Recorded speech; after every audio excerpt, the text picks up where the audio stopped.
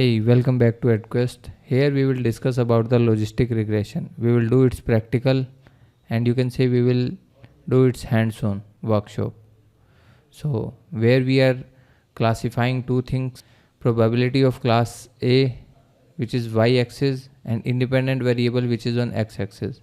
So I will use a dummy data here and this orange dots are the actual data and the logistic regression curve in the blue color line you can see this is the logistic regression curve.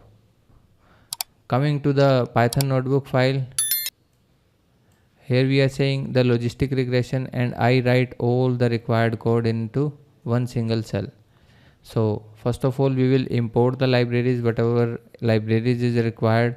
Then we will generate a dummy data with the help of NumPy, and then we will choose logistic regression of sklearn. Then we will train this model, and joblib will help us to dump the model file, and the name of the pickle file will be the logistic regression underscore model.pkl.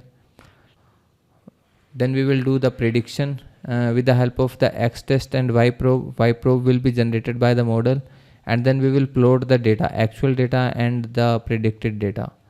To run this complete model file, after successful execution we can see the plot graph will be there and one pickle file will be generated in this directory. So just parallel to the linear regression model.pkl. So I'm just executing this cell, and you can see the logistic regression model is saved here, and at the bottom we can see the similar graph which I just showed you on the presentation slide. Thanks for watching.